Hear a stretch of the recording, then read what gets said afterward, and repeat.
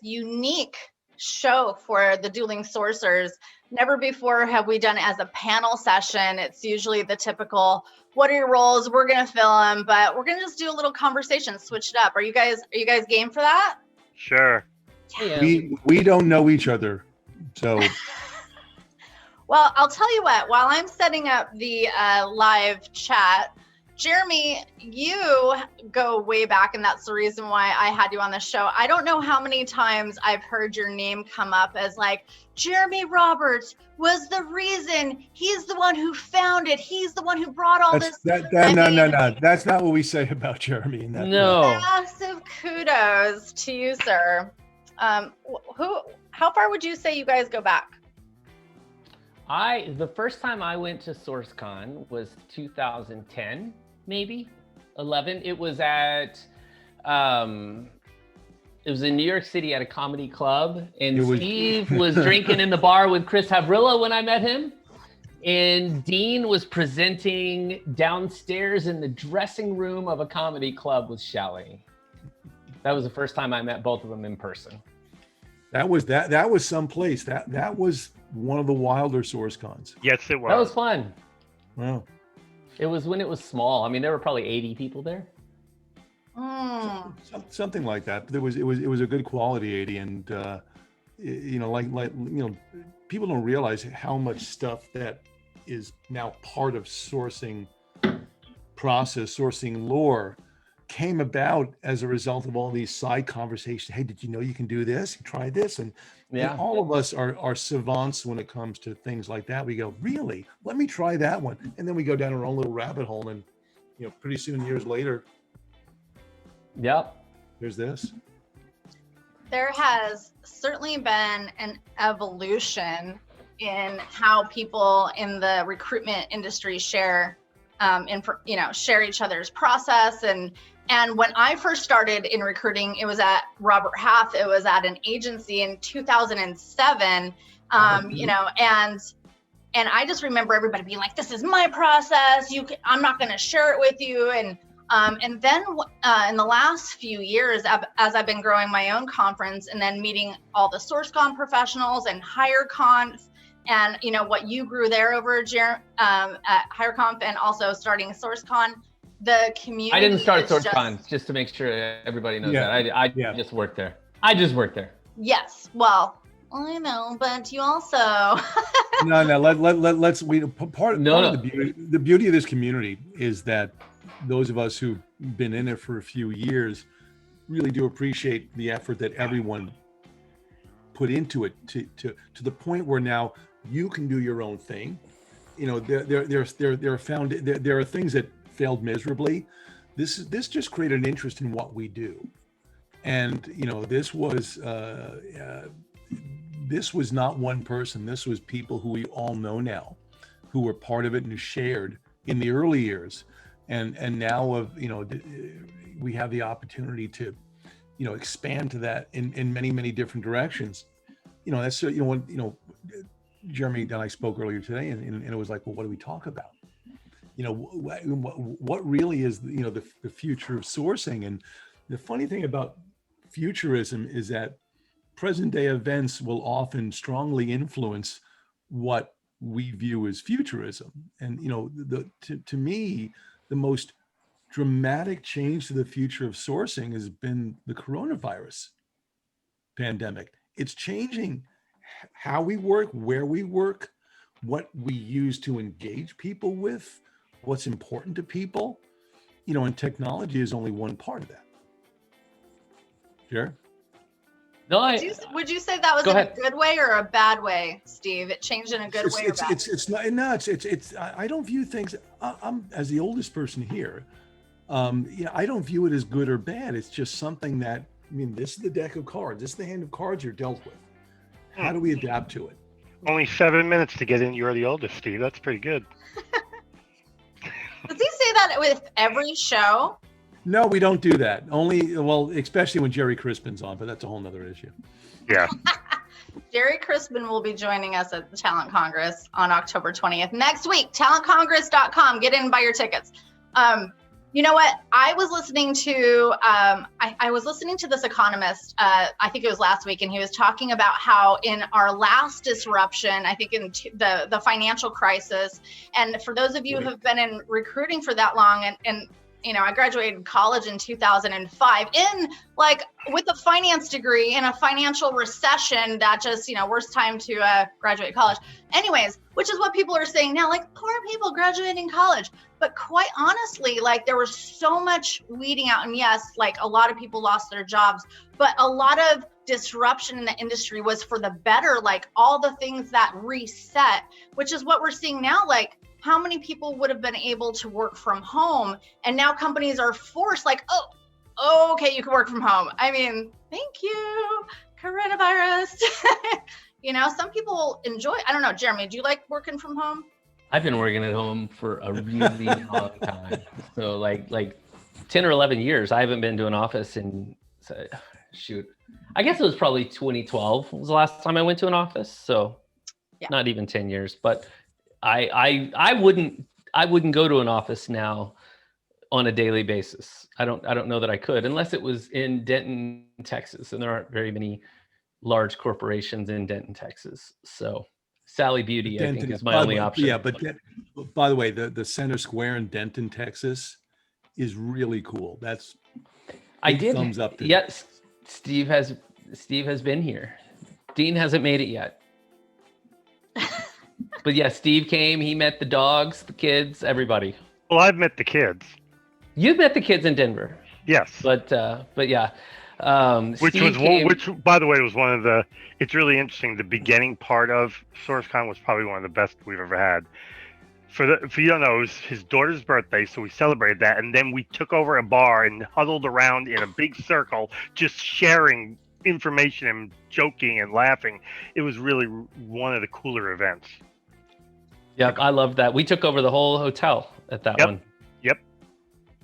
No better way to create community than coming together like that. I mean, I bet you guys have some of the best stories. Yeah, I'm pretty sure we probably do. Some we can't talk about, some we can. Yeah, I saw those. I saw your hands go back like. Well, we've been to a lot of them. We've seen a lot. We've done a lot. It's just the way it is. The interesting thing about, since we're going to talk about the future of sourcing and community, it's a consistent and a constant evolution. No, you don't expect staticism in anything we do. Is that a new word? No, it's a good word. Look, here's Steve in Denton, Texas, on the square. You look so much younger in 2016, Steve. Thank you so much, Jeremy, for doing a throwback like that. Look at you. Is that you, Jeremy?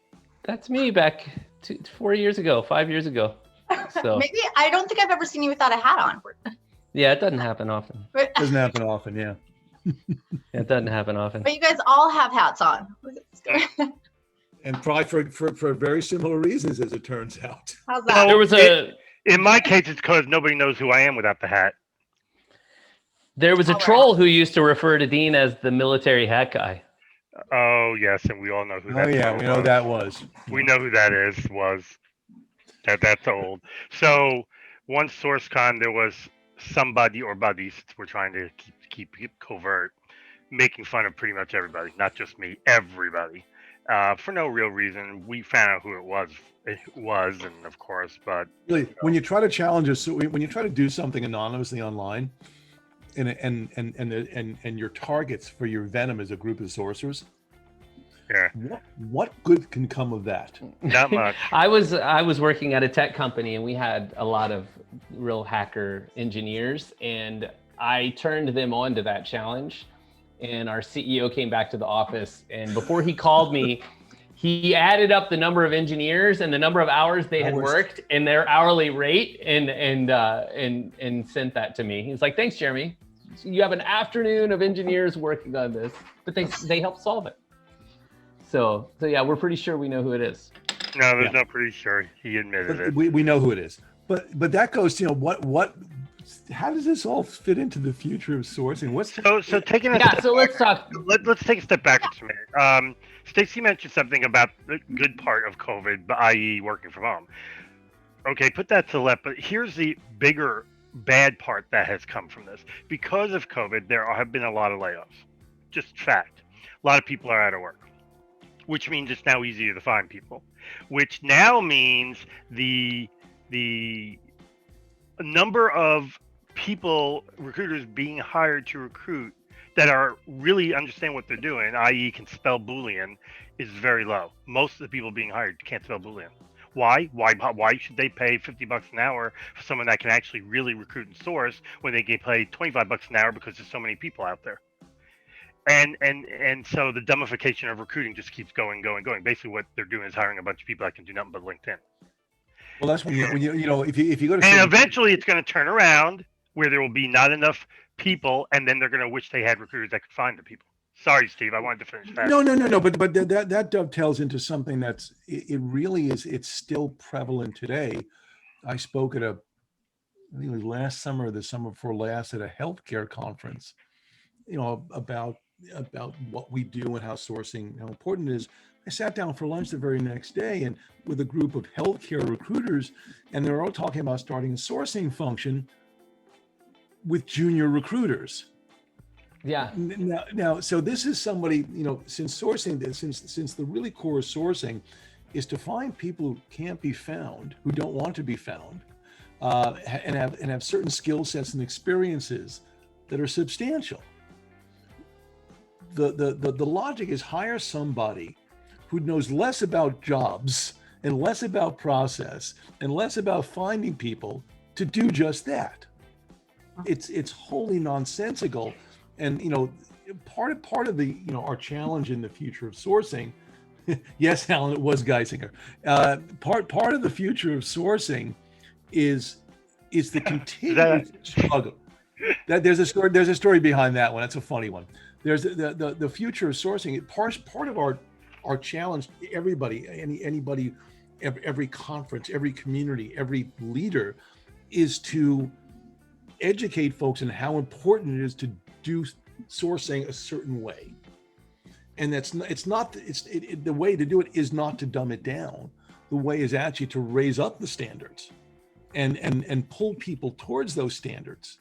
And these are things that communities like SourceCon, communities like this new TechRecruit, communities like there are other communities around the world to do this. TechRecruit. That's what they're trying to do. And the first one who was successful at pulling people up and out of the cesspool of mediocrity, that's the group that's going to start, making a huge difference. I agree, but the problem you got here, and I was just getting into it, somebody was asking the inevitable, which is the best sourcing tool, which of course is not the question you should be asking. Somebody had replied, LinkedIn, that's all you need. You don't need nothing but LinkedIn, blah, blah, blah, blah, blah. And I got them on the side because I didn't want to embarrass them. And I'm like, okay, so let me ask you a question. How many times do you source out of LinkedIn a day? He's like 5, 6. I go, and how many times do you source for the same thing? Oh, probably at least one or two of them. It's the same thing over and over again. Okay. And how many times do you see the same people over and over and over again? Oh, all the time. I go, do you ever see anybody really new? No. I go, so what are you accomplishing? What are you really accomplishing? Let me remind you, despite what LinkedIn tries to tell you, and they're full of crap, and I'll say it to them, they don't have 610 million people profiles. Let me rephrase that. They don't have 610 real individual profiles. They may have 610 profiles, but one person has 13. A bunch of people are dead. I know at least 150 people on there. A lot of people are dead. Yeah, and they won't remove them. The family's asked. It happens to everybody eventually. Yeah, but my point is, there are fake people, profiles not enough. They have about 425 million people, give or take a little bit. There's nothing big. Okay, so when you think there's 425 million people, mathematically speaking, you can only bring 1,000 results at a time. So mathematically speaking, you can never see everybody. And you're competing with every other person out there who thinks they're a recruiter but really isn't, because all they can do is LinkedIn. You're pretty much going to keep seeing the same people over and over and over and over and over and over again. And your hiring managers are going to get tired of it at some point. And if you're an agency, they're going to say, you know what, if all you can do is LinkedIn, let's move over here.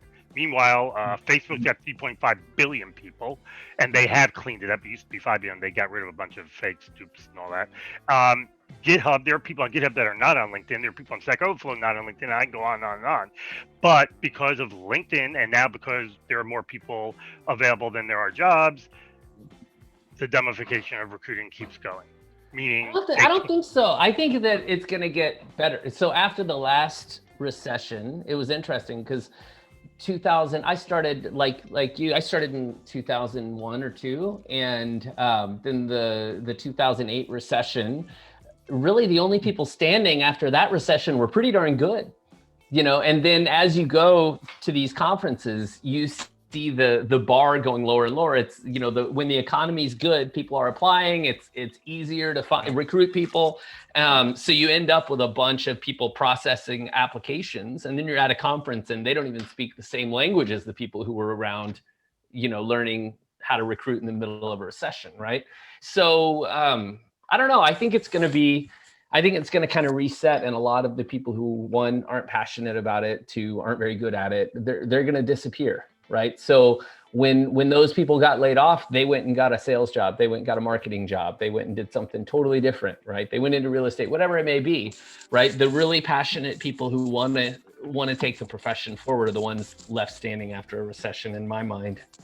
And if you think about like, for us old people, like the people who we hang out with are the ones who have been through multiple cycles like this, because we're going to all go back to a conference. Once they let us leave the house again, we're going to go to conferences. We're going to look around the room, and there will be the people that you know, the last ones standing are going to be the ones that we're going to get, you know, dig in with again. So it's true. I mean, you have That's important.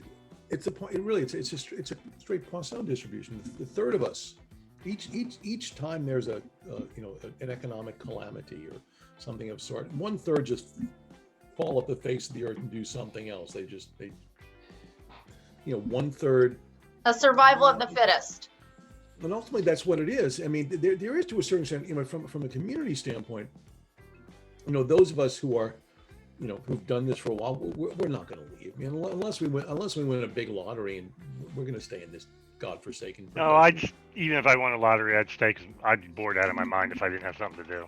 Oh, I wouldn't say we'd have something to do. And but, probably end up divorced really quick. My wife would be, I'd probably be bugging the crap out of my wife. She'd be like, okay, can you leave me alone now? which Bettina does every day of you anyway, but that's a true statement. That is a true statement. But it goes with, you know, in terms of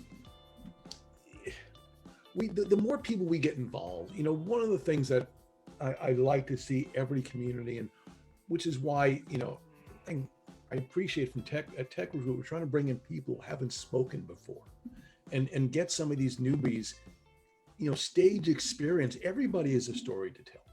Everybody has, you know, something that they can, you know, add. You know, none of us are beyond learning. You know, the beauty of maturing is presumably you learn that you have 2 ears and one mouth, and you use them proportionally from time to time. You know, I like hearing the stories of people coming up in the business. You know, you know, we often forget about, you know, the potholes we stepped in, you know, moving up, you know, in the profession. And it's always good to be reminded of that and how that impacts things, and, you know, the beauty of the beginner's mind. That was funny, Jeremy. yeah, I'm playing with filters. You look really young, so I was seeing if you must be using a filter. Do you have a filter, or just great lighting, No, Steve? I just look good, man. I just look Okay. good. Okay. So go Yeah. ahead, Stacey. What were you going to say? I think in the time that we have all been in the last decade, we've seen an evolution of a lot of different technologies. And in the last few years, there has been an economic boom pre-COVID, and it's been the hiring war, especially in technology, and the VC money that has been going into new technologies for hiring. And Jeremy, you know this, I'm sure the rest of you guys know this too, has been massive. There's been so many new entries of these little technologies, and then there's been these bigger companies eating them up. It's been a huge market of trying to find professionals, you know, to hire. So the role that sourcing, and you've seen a division too in the last decade of like that full desk recruiter, and now there's the recruiter who's just doing the closing. and walking them in through the interview process, and who's like looking in the applicant tracking system for those who've already applied, pulling them in. And then there's the sourcer who goes through the passive, looking for passive candidates in the external markets where they haven't heard of your company, and they're bringing them in. And then there's the technologies like Seek Out, and like Jeremy can talk about this, whose capabilities, I mean, like they were developed by Anoop. What's he from, Microsoft? I mean, like, so Anoop was one. He's more the marketing guy. John's the techie. They're both from Microsoft. They're actually right up here in Seattle, and they hired Jeremy. You know, and I think despite my warnings. Right. Steve had mentioned. I love you. No, I love you, Jeremy. I was happy as hell when they hired you. So I told them it was one of the best moves they ever did. That's Steve awesome. had mentioned something earlier in the show about sourcers needing to understand, not being these low-level junior professionals, but those who understand the business. They understand the challenges of the hiring manager. They understand that the pressures that they're up against, and they can help them alleviate those pains by being a consultant and advisor to those hiring. And then Dean had mentioned that, you know, just hanging out on LinkedIn, that's really a junior sourcer right there, who's somebody who can't step out and look at other external blogs. Okay, and point websites. of note, I don't consider being able to do LinkedIn even a junior sourcer. Okay, point of, my wife is not a very computer literate person. She's only recently figured out how to use Facebook on her phone. But she watched me do something on LinkedIn for 5 minutes, and she was able to sit down and repeat it with no problem. It's not hard. Put this word here, they got it here, they got it there, boom. It's not rocket science. Now, creating a message at work, that's different. But if you're using LinkedIn emails, it really don't matter because you're not going to get much of a reply rate anyway. So I don't even consider that junior recruiter. That to me is like, don't take this the wrong way, those of you out there, but I can get an admin to do that. Yeah. My 4-year-old granddaughter is probably 2 years from being able to do it. It's not hard. But that's the point of conferences, though. There, you know, and Jeremy, I think you could probably attest to this as well. In the industry, like you, Jeremy or Dean, you're always complaining that you hear the same question over and over and over again. But I heard a really great analogy. So I used to be a professional snowboarder. And when I was growing up in Big Bear, Snow Summit and Bear Mountain were the dueling mountains. And it was always about who could do better, who could have the bigger jumps, who could, and they were like competing, and it was bigger, better, better. And all the ski resorts were doing the same thing, and people were just getting hurt. And I returned from college after I was, no more I wasn't sponsored anymore. I couldn't hit the jumps. They were too big for me. I was like going around, I'm like, whoa. And what ski resorts realized is they didn't have a product mix. They did not have an entry park for those who are junior. And you can't always be the big, I'm like doing the top stuff. You have to have an entry point for junior professionals to learn. And that's why these conferences and these webinars are so great, and all the stuff that Jeremy's done and Dean and Steve. And like that product mix is important. And that's what we're offering, these learning opportunities. Jeremy, tell us. I love what the data that Seek Out's been putting out with those insights reports. Do you know much about that? The insights are going to be getting better if I have anything to say about it. I've been working with John before they picked up Jeremy on that. Sorry, Jeremy, I don't mean to Okay, go ahead, Dean. But I'm so focused on getting. So let me tell you what went on. There was a tool called Engage. I believe it's Engage now, but don't quote me on that. That used to have some really good. Yeah, thank you. It used to have some great analytics, but you can't get it anymore without buying this new big suite of products, which, to be honest with you, definitely ain't worth it. So I had gotten hold of John and asked him if we could find a way to replicate some, if not all of it. And so we've been slowly working on it, and I'm sure John told you, Jeremy, getting that kind of information, their salary information, whether or not they might be moving, and all that other type of stuff to create a tool that can give us the research and the sourcing and the contact finding, and hopefully stop there. I really don't want to get into the ATS CRM and everything. And so we have a valid replacement for Engaged Talent. So go ahead, Jeremy. You probably know more about it now than me, because I haven't had to talk to John in a little while. What's that, Stacey? I always picture a sourcer kind of living in the CRM versus the recruiter living in the ATS. The only thing I do in my CRM is stick people in it. Other than that, I don't do a damn thing. unless somebody's too stupid to use it and I have to do it for them. But you're not using an ATS. No, I don't go into the ATS either. It's not what they hire me for. I live in both worlds. Tell me, Steve, how's that? Well, because I'm one of those hybrid folks that Are you a full cycle recruiter? No. One of the things I like about, my personal preference is in building a sourcing team.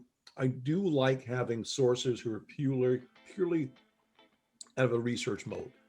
The deans, his son Jeremy, people of that ilk.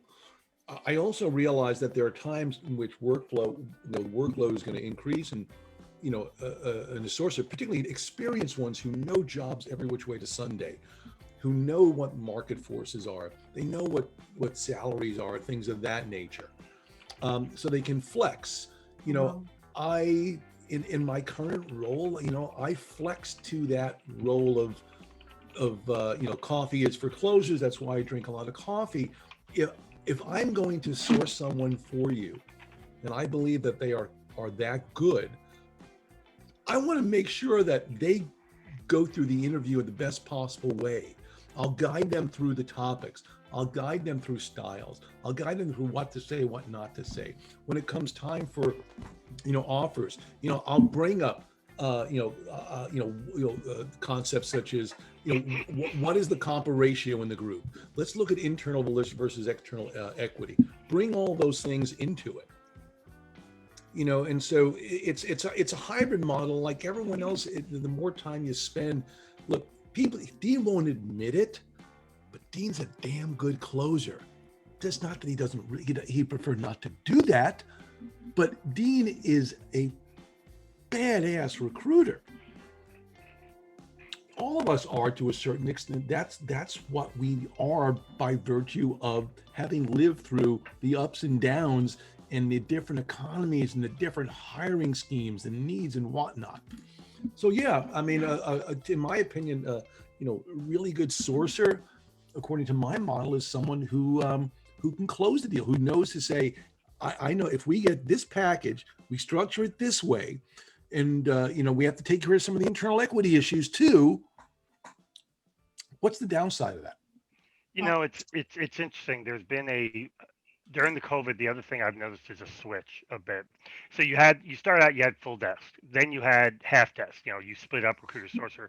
Now they're getting literally tri-desk. You have a researcher who does like what I do, what my son Jeremy does, and I know a lot of them are out there now. That companies are looking for people that can find the people others can't find contact information on people that's good, and all that other stuff. And then you have that person in between who pretty much handles the reaching out and the initial vetting, checking to who's applied, all that stuff, while the recruiter is handling the client interfacing and presenting and running interviews. And part of the reason for that is if you're corporate, you get a lot of meetings. Jeremy's in probably 10 hours of meeting a week, so there's only so many hours, and all he does is the research side of it and the competitive intelligence and all that stuff. And there's been a real move towards that recent. Like I do it for my company. Yeah. Jeremy does it. There's several people at Amazon now. That's what they do. The same thing I'm doing. I just got contacted. They're looking for a manager, and they thought I might want it. And I'm like, Amazon? No. Thank you. I'll say it. I'm pretty good about that. And so that's something I find really interesting. But what that allows is, now that sourcer doesn't need to be uber sourcey, techie, OSINT, borderline hacker type person. That's what the researcher does. That sourcer can literally just be somebody really good on the phone that can do LinkedIn type stuff in databases, and that's all they have to worry about doing. And then that leaves the recruiter to take care of all the other administrivia, and there's a lot of it, and dealing with the client, which is not easy to do. Most clients are pains in the butt. When I was at Microsoft, when I first joined, I had to work with the SBU, Security Business Unit, and they were probably the worst bunch of hiring managers I've ever seen. Their whole plan was to not fill positions and blame the recruiter until I got in there and then got hold of the VP, and me and him hit it off, and then I told him what I wanted to do and let it come down. Everybody else tried to start the bottom, go up. I said, nah, that ain't working. We'll go down. And it worked. We got them great. Matter of fact, I set the record for hiring at Microsoft in that group, and it was really cool. But I was a full desk, and I had to work 70 hours a week to do it. If I had a sourcer, I could have probably worked a normal work week within reason, probably 50 hours. But now even Microsoft's got a research group. They got a whole group that's all they do. They research, they target companies and look for people and do all that really cool stuff to find the people that LinkedIn will not have. Hey, Jeremy, I have a question for you. Yeah. In all of your time of booking speakers and talking to candidates, and has there been anything that's really kind of blown you away? Like anything that you're like, wow, that's next level, that's moved the needle? I'm always looking for those, like, everybody seems to be doing the same thing, but there's processes that move the needle. Yeah, I think what's fascinating for me, and it kind of takes a scientific way of breaking down everything. So there's so many different environments, right? And I think just even when we talk, I hear a lot of people talk about sourcers and recruiters, and then statements are made as though everybody shares the same definition around all of those things, right? Yeah. So I wouldn't say there's one thing that is taking everything to the next level. It's trying to program an event that addresses all of the many different environments that everybody finds themselves in. So you've got startup recruiting, you've got large companies. You've got audience members who create the tech stack and have $1 million budgets, and you have audience members that they're individual contributors that all they can do is deal with the crappy tech stack they've been given and look for hacks that are free to work around that tech stack, right? So for me, there's not one thing that stands out. It's trying to program for each of those people, right? And then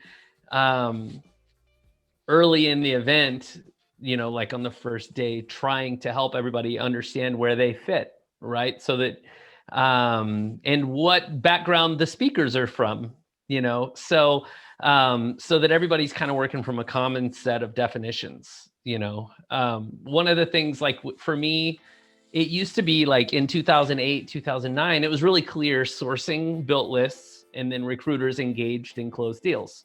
Right now, you've got talent identification and engagement, and then the first round of vetting. And then in most organizations, recruiters don't want a name unless they're qualified, interested, and available. So the definition of a sourcer in 2008 was a researcher. The definition of a sourcer today has to be able to write good emails and engage with people, do the first level vetting and get them excited and hand it to a recruiter knowing that they're ready for the next step. Do you see what I'm saying? So the biggest problem I see in most of these conversations is everybody's throwing words around, but they're all arguing from different definitions. So that's kind of my, every organization is so different. So for me, it's easier to program. If we want to talk about sourcing, I'm not talking about sourcers. I'm going to talk about the act of identifying candidates, right? So somebody that is a recruiter might only do it 20% of their job, but they still need to do it the same way a sourcer would, right? Whereas a sourcer may identify candidates as 80% of their job, and then 20% is the outreach and engagement piece, right? But so all talent acquisition professionals need to know how to source, and they need to know how to engage, and they need to know how to interview at this point, every single talent acquisition professional. So instead of identifying this is for sourcers, everybody in the room has a different job description, even though they have the same title. This is about identifying candidates. This is about engaging candidates. This is about interviewing candidates. I don't give a crap what your title is, right? So that's the thing that irks me more than anything and holds all of these conversations back, because people are fighting about it, but they all have a different perspective. Does that make sense? I didn't answer your question. I created a new question. No, it's exactly what I've been experiencing. I'm 100% with you. I feel like more and more like the recruiter role is almost getting smaller. And the sourcer role went from researcher to initial engagement, doing that initial assessment, qualifying the candidate with, and sending an email and then submitting them over to, the recruiter. And I actually have 4 sourcers who are working for us for Uber right now.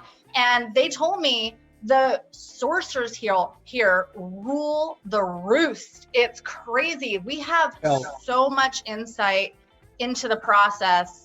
I know it's all the people from Amazon, but is that what you're going to say? No, two things. Number one, you do have a really good director over there, or VP or whatever. You do, and that's part of the thing is, it rules the roost because the person at the top of the T8 food chain, Danielle Monahan.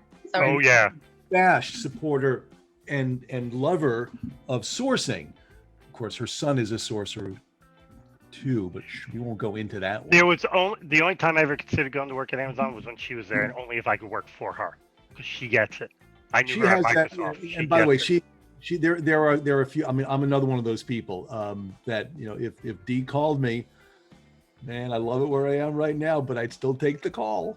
Oh yeah, that's how good she is. But to good to know. No. You've got a good group of people there right now, and we're all friends with them, and obviously we all love Noelle too. That's a whole nother issue. Something you said about now I'm forgetting the where sourcing I think has made a massive impact is, and this is I think partially has been one of the drivers behind the change, and I think it's going to impact the future, certainly impact the future of sourcing. It's how we started viewing intake sessions. In the old days, the job description was the intake session. But from a sourcing perspective, in order for us to find people, in the nooks and crannies of life and the interwebs and here and there and everywhere, we need more information. We need more detailed information about the person who might be in the title, about personas, about the good, the bad, and the ugly, about conferences, newsletters, ad infinitum.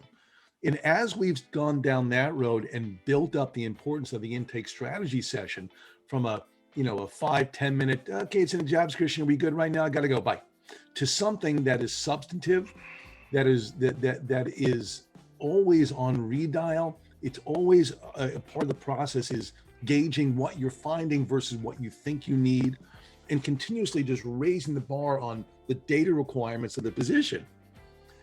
That's been one of the greatest impacts on the movement from, percentage being X percent, this percent sourcing to this percent recruiting, to flip around almost the other way. I mean, where it's not 50-50, I think sourcing is something above 50% of the battle. And so, you have, from a tech standpoint, from a future standpoint, you have the seek outs of the world, which are, which to their credit, they partner with really good sourcers and ask them, how can we make this better? And that's that collaboration between platforms and industry, I think, are going to be much bigger than they have been in the past. Advisory boards are going to be, for recruiting tech, sourcing tech platforms, are going to be more important. The integrations between these conferences, communities, and platforms is going to be more important.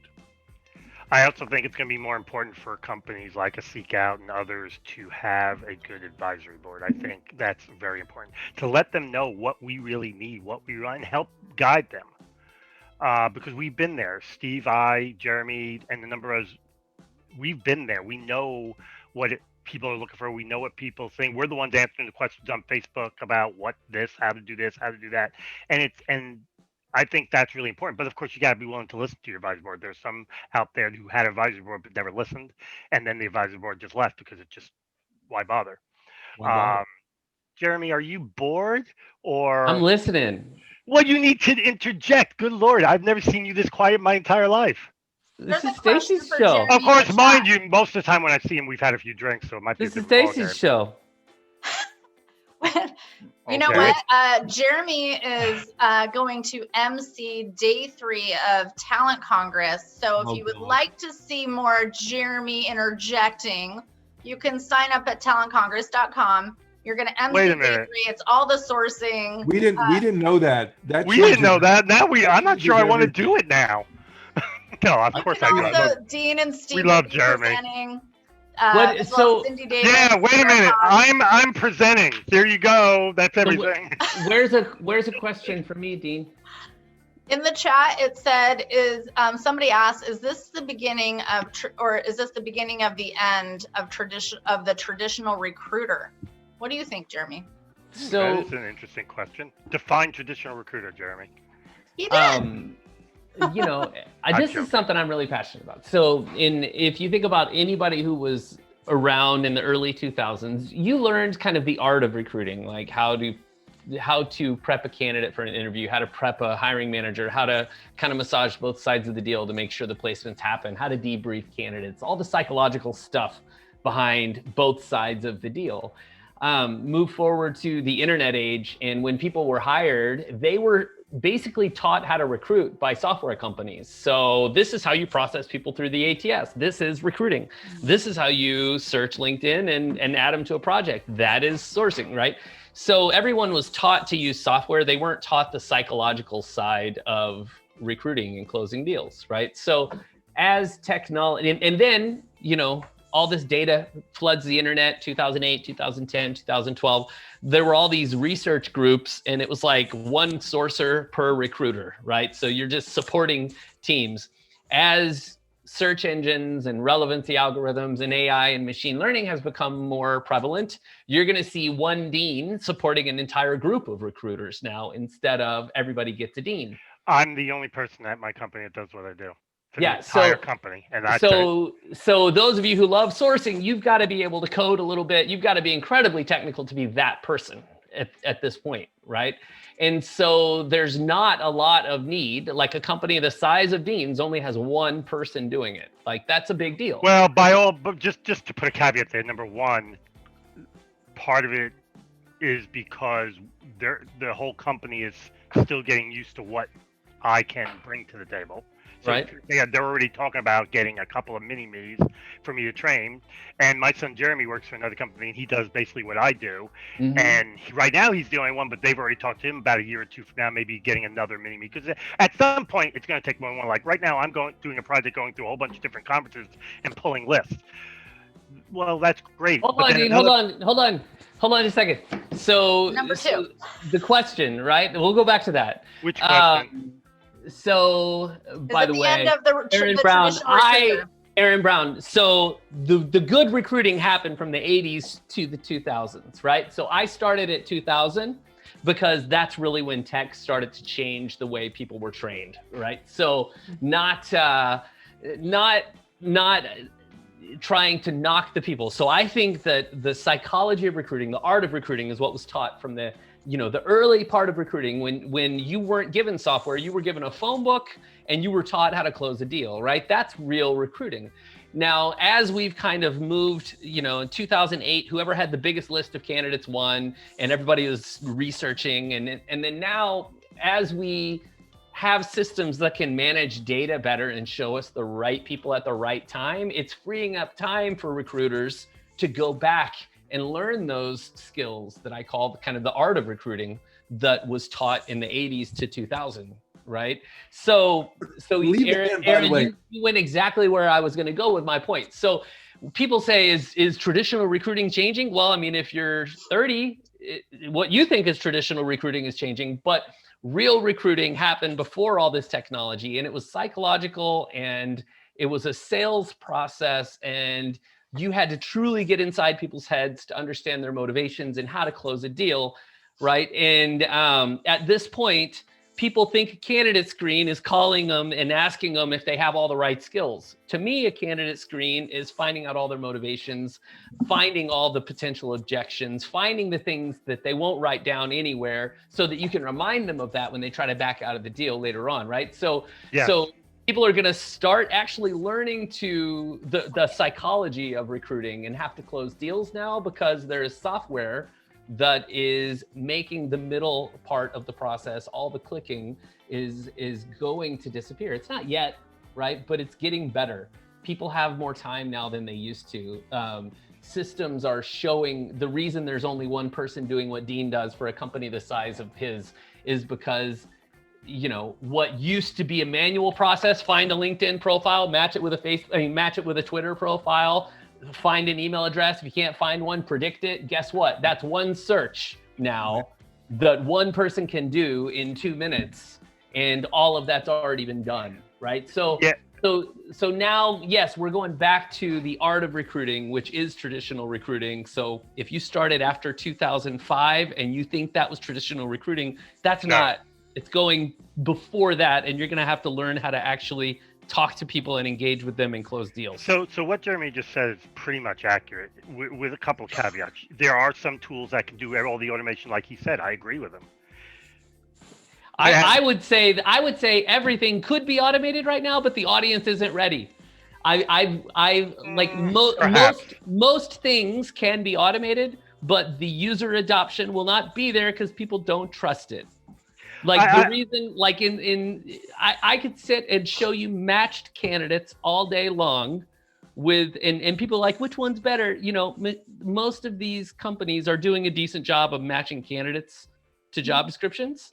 I could show you decent matches all day long, but people don't trust them yet. So they want to turn it off and write a 80-character Boolean string they don't even have to write anymore because it makes them feel better. You know, so a lot of it is there, but people don't trust it yet.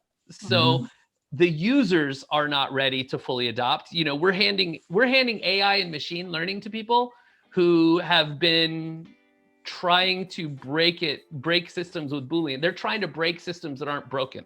You know, they're writing really long Boolean strings into systems that don't require them at this point. I think part of the reason for that, though, is that for every good AI out there that does a really good job, there's an AI out there that's a piece of crap. And so... And everybody thinks they're a freaking genius and they can tell. Right. And like I said, I agree with most of what you said, Jeremy. I mean, truth be told, from what I know that's out there technology-wise, probably 90% of what I do can be automated. There's always those one-offs that just, you got to do it yourself. It's just the way it is. But I agree, about 90% of it could probably be automatic. In fact, a lot of what I do automate. I go through my system. I do my search using a tool. I scrape it using a tool. I use another tool to take info. And when I'm done, I have 1,000 people. I got 20 of them I have to find manually. The rest are done. Yep. And so I agree with you. But the point is, you still need someone that understands all those tools, garbage in, garbage out, and all that crap. And you still got to have somebody that can, in their mind, know exactly, okay, you need this. Here's the process and tools I need to use. Oh, you need this? No, here's the tools you can use. Because not all tools find out just the fact that's alive. Well, there's still a place for that person, but there aren't many places. Jeremy, I had a conversation with a head of sourcing for a very global company who you guys would all know, but I don't want to necessarily put the name out there, but echoed exactly what you just said. She said, if there's one thing I would like to do, and I think AI is going to get rid of, she's like, no one's going to want to hear this, a lot of these recruitment roles where it's going to be, we want to train our sourcers because they're doing all the work basically on the technology. So when our candidates, our technology professional engineers, our candidates go through the interview process, the sourcer can actually have the conversations with the hiring managers and the interview panel as to why this candidate in an unbiased way would make a good team placement in the organization to improve those hiring numbers. And so training them on the technology to almost like be an engineer is number one. And then number two, getting rid of negotiators and closers, getting rid of the traditional recruiter role, that will go away. They want to? I don't think so. That's insane. That is insanity. So the funniest thing, why like wouldn't you be able the to negotiators and closers are what is going to make this all work. And the reason is, you know, people are always like, I need more candidates. It's like the reason you need more candidates is because you can't close deals. And you don't know what you're looking. And you don't know what you're looking for in the first place. If I have 10, and you're if I have 10 stand up to people, your hiring manager to find out what they really need. so Stacey, This went up a notch. You worked at You hit a Robert big Half. topic.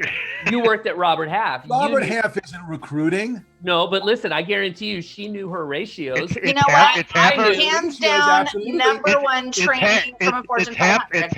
it's half of recruiting. Well, but so listen, you knew your ratios, right?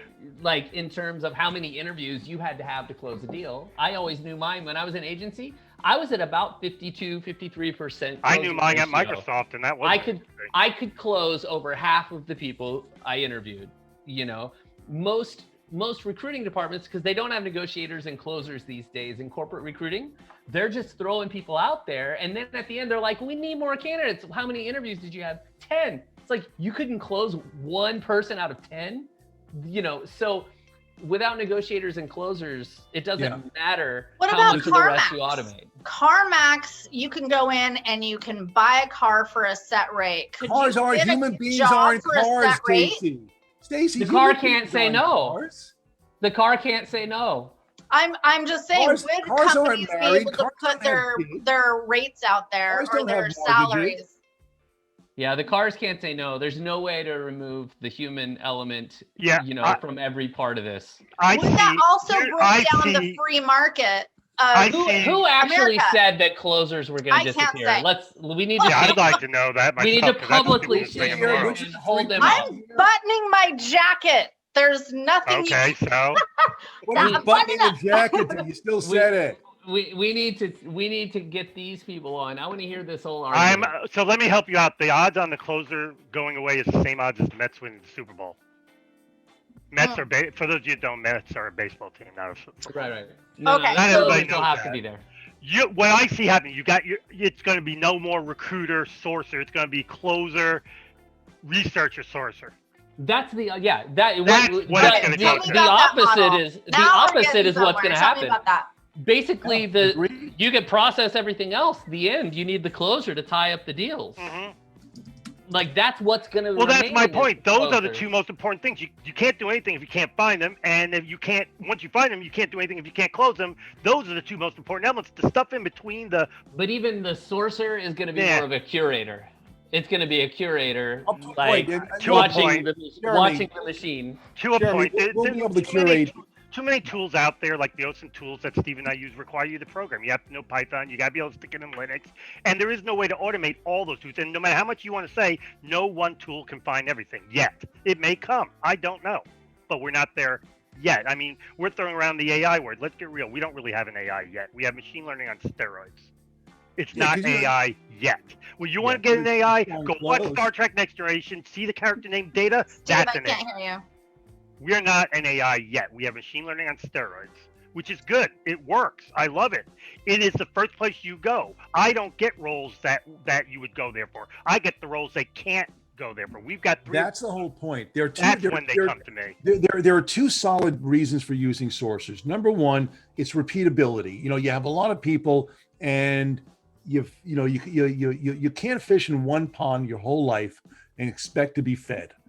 You know, so one critical role for sources is increasing the size of the pool, especially if you have a large number of repeatable openings. The other part is that Dean refers to. This is what happens when the shit's hitting the fan, and nothing's worked, and you forgot to bring the sources in from the beginning. Holy shit! You know, we need to find people right now, really quickly. Can you help us? That's what we do. Those are the two solid roles right now. The part about us, you know, in order to do that well, so the really great sources are so knowledgeable of what's actually out there, even for a job they've never worked on before.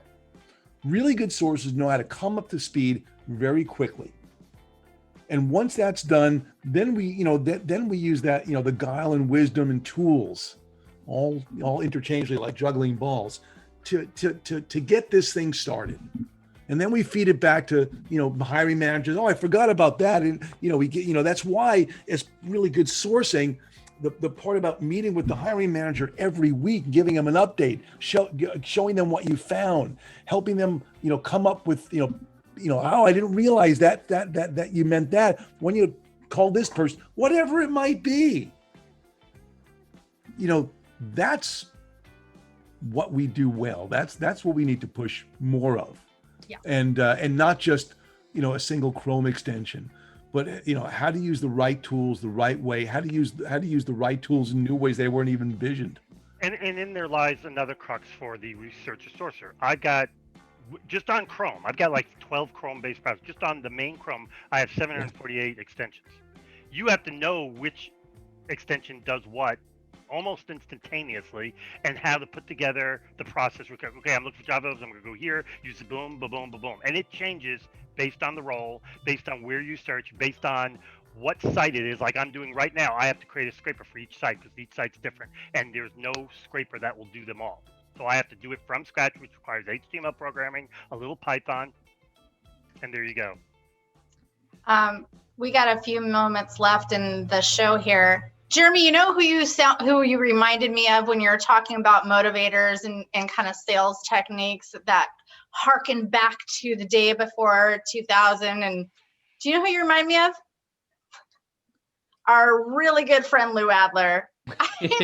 Well, the funniest thing, I went to a Lou Adler. He's the only one I know who talks about that initial phone screen and motivators. What up, Jeremy? Yep. No, Lou is funny because like you'll meet somebody new to the business and they'll be like, I saw Lou Adler and it was so new, and it's like, no, that's 1985. That's 1985. Like it is like, funny? and I'm not insulting Lou because I love what Lou does. Like Lou does great work, but the funniest thing is if you go to an executive search firm, that's how they all operate. Do you know what I'm saying? Like that's what they do. Like that is recruiting. Like what all these corporate button pushers are doing is not recruiting at all. He's the best one. And I've worked with a few different trainers who they're like, Jeremy, how do I take this old school knowledge and get it into corporate recruiting? What are the differences, right? Lou did a great job of taking old school executive search training and then understanding what couldn't be said in a corporate environment and translating it and selling it to large corporations. He has done a really good job. And then you've got like the new wave. Everybody needs to be a talent advisor, right? All that is the true art of recruiting, in words that a corporate leader can stomach. You know what I'm saying? Like, because search firm stuff, like we were so hardcore that it scares a lot of corporate recruiters or recruiting leaders, right? Just the language that you use and kind of the takeaways and, not extending the offer until they're going to accept, like all those little games, right? But what Lou's done is he's taken all of those and made them subtle enough for corporations to digest and then sold it. And it's worked, For those of you, I don't know if I've got it. I cleaned up my desk the other day, but I had Top Grading is my favorite book on recruiting. If you guys have looked at that classic book, Top Grading is a really good one. Are you talking about Lou Adler books? I I haven't read Lou's. No. I've got so many freaking sourcing books. Steve's like, no. But there are a bunch of books on recruiting. If you do you guys actually read those? Yes, if you go on the SSAR I page, read there's a the whole first section 3 about pages. books. I don't ever I applaud all my friends who write books, but I've never read last, any of them. That's the last. That's a good one. That's the last one I read. I've never read any of them. I'm sorry to all my friends who self-published. This is actually the best one, the 4-hour work week. Yeah. No, I love to read, but not how to recruit books. This is Dean's book, The Book of Recruiting to Costa Style. That's one of my books. That's one. Wait, we got to close up the show. Bring it back over. I was looking for a particular book that's probably one of the best books there is for those of people. Oh, it's on the top right over there, Dean. Top right. Actually, no, it's not. I think Jeremy's got it. It's actually a book for the closer. No? Oh, okay. Yeah. So, anywho, I'll text Lou. He'll love to know that we're talking about him. It's top of the hour. We want to thank. Top Grading is a great book. Yeah, there's some people in there talking about. I want to thank everybody for being here on the Dueling Sorcerer Show. This is something new we've done. We've never done a panel style, but I look forward never to do it again. it went up a notch there for a little bit. So we'll look forward to seeing everybody next week. On October 20th through the 22nd is Talent Congress 2020. It's our only 3-day conference. We usually do the TechRecruit conferences, but we can't do those in person anymore. So day 1 is all strategy, recruitment strategy. Day 2 is talent intelligence and analytics. And day 3 is recruitment and sourcing. Jeremy will be emceeing, Steve will be speaking, and so will Dean. And we'll look forward to seeing all of our 40 speakers and you there. You can find out more at talentcongress.com, and we'll see everybody next week. Jeremy, if anybody wants to get hold of you, how can they do that? I guess LinkedIn. I don't like using LinkedIn or anything, but it's maybe Jeremy, Twitter. Jeremy at seekout.io. Jeremy at seekout.io. Yeah, let's do that. Steve, Jeremy how about you? Best way is, as it turns out, if you Google me, apparently it's the first hit. So if you go Steve Levy recruiting email, might be the first hit. So if you Google me, you get Jason Roberts' little brother, who is an evangelical pastor. That's not me. I love Jason Roberts, and Jeremy Roberts is a great guy, but I'm the other one. Yes. And Dean Costa. If anybody would like to ask you more questions, get hold of you, how can they do that? Same thing as Steve. Just Google me. The first page is all me. My email's on every one of them. Yep. And everybody, if you want to see a recast of this show, we'll have it on TechRecruit.io along with all of our other Dueling Sorcerer shows. And we'll be back here next week and every Tuesday and Wednesday. Have yourself a wonderful week. Bye-bye. See you guys. Bye, y'all. Later.